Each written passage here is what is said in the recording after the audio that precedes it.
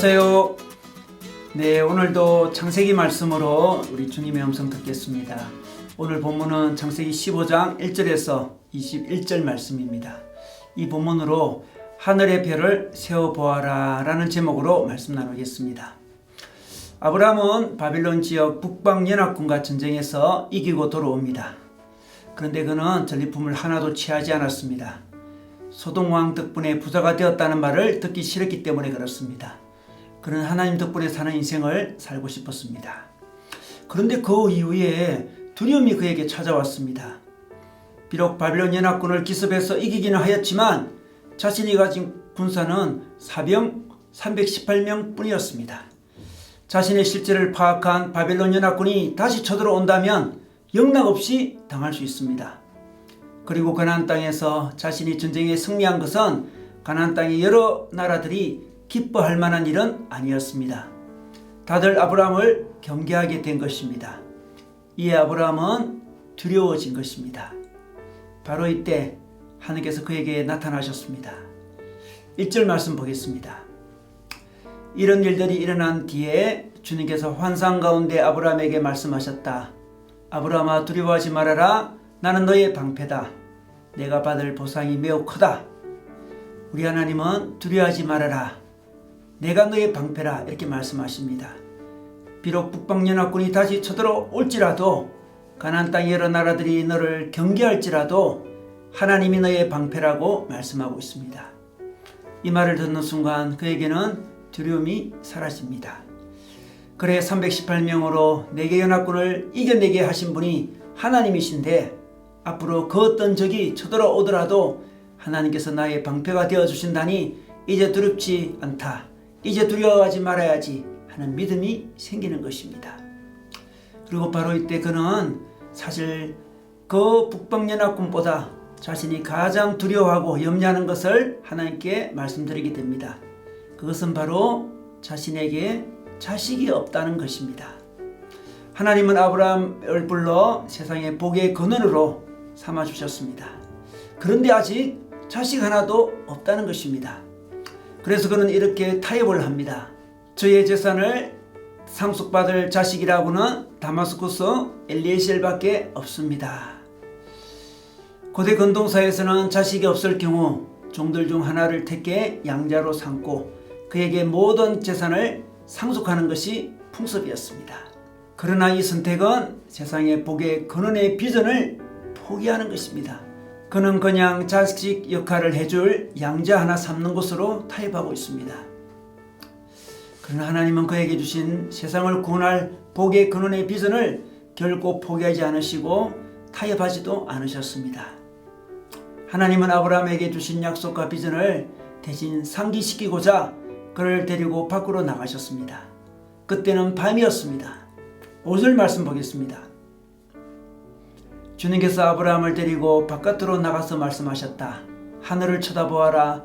내가 셀 수 있거든 저 별들을 세어보아라. 그리고는 주님께서 아브라함에게 말씀하셨다. 너의 자손이 저 별처럼 많아질 것이다.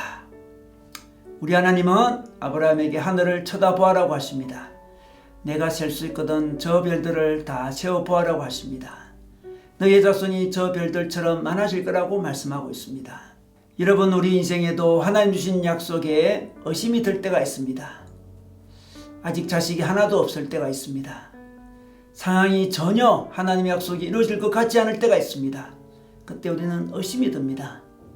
바로 이때 우리 하나님은 우리에게 하늘에 떠있는 수많은 별들을 세어보아라 말씀하십니다. 공해가 없던 고대시대에 하늘에는 수많은 별들이 반짝이고 있었습니다. 별이 너무 많아서 다 셀 수가 없었습니다. 그런데 하나님은 세어보아라고 말씀하십니다. 주님, 너무 많아 셀 수가 없습니다. 그때 하나님이 말씀하십니다. 내가 너에게 줄 너희 자손의 수가 이와 같을 것이다 말씀하십니다. 우리에게 베풀어 주실 하나님의 축복의 수가 이와 같을 것이라고 말씀하시는 것입니다. 아브라함은 이 일 후에 인생에 의심이 들거나 두려움이 생길 때마다 밤에 밖에 나가서 하늘을 바라보며 별을 세웠을 것입니다. 이전의 유행가 중에 저 별은 나의 별, 저 별은 너의 별이라는 유행가 가사가 있었습니다. 연인이 하늘의 별을 보고 서로의 사랑을 속삭였습니다. 우리가 하나님과 사랑의 노래를 별을 보고 속삭일 수 있습니다. 별을 보고 노래를 부를 수 있습니다.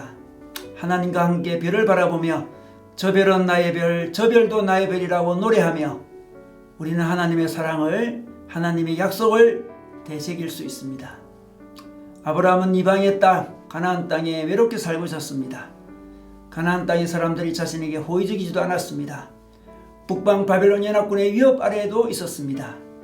그리고 아직 자식 하나도 없었습니다. 오직 자신에게 있는 것은 하나님뿐이었습니다. 자신이 가진 것은 하나님의 축복의 약속뿐이었습니다. 이 세상에 복의 근원이 된다는 놀라운 약속뿐이었습니다. 이 약속이 없다면, 이 하나님이 없다면 그는 도저히 타양 가나안에 살 수가 없었을 것입니다. 그래서 아브라함은 약속이 흐려질 때마다, 약속이 의심이 들 때마다 밖으로 나가서 하늘의 별을 보고 노래했을 것입니다.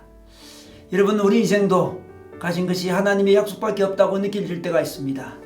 그때 우리는 밖으로 나가 하늘을 바라보아야 합니다. 하늘의 별들을 세워보아야 합니다. 하나님의 약속을 기억해 보아야 합니다. 우리가 하늘의 별을 바라보는 시간이 바로 예배 시간입니다. 우리가 함께 예배하는 그 시간이 하늘의 별을 보는 시간입니다. 개인적으로 하나님 앞에 나아가서 예배하는 시간이 하늘의 별을 보는 시간입니다. 그리고 하늘 귀때하는 시간, 그 시간이 바로 영적인 별들을 보는 시간입니다. 우리가 예배하면 하나님의 약속의 별이 보입니다. 하늘의 별과 같이 수많은 하나님의 은혜가 보이고 하나님의 사랑이 보입니다. 우리가 계속해서 영적인 별들을 바라볼 때 우리는 믿음의 길을, 약속의 길을 계속 걸어갈 수 있습니다. 비록 고향이 아닌 가나안 땅에서도, 비록 자식이 없더라도, 당장 가진 것이 없더라도 우리는 하늘의 별을 바라볼 때, 영적인 별을 바라볼 때, 예배할 때 믿음의 길, 비전의 길을 지치지 않고 걸어갈 수 있습니다. 여러분, 오늘도 하늘의 별을 바라보고 힘을 내어 하늘께서 주신 신앙의 길을 담대히 걸어가시기를 축원합니다.